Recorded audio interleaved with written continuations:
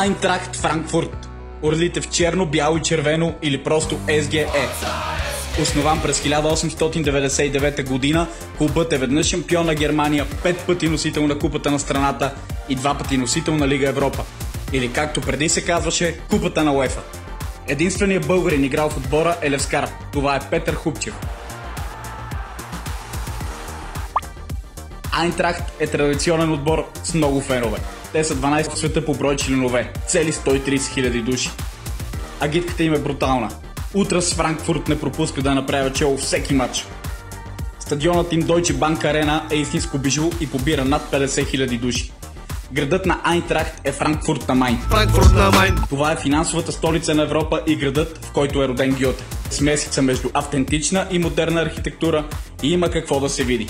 И казват, че нощният живот бил на ниво. Сериозна визитка, но ние сме лески.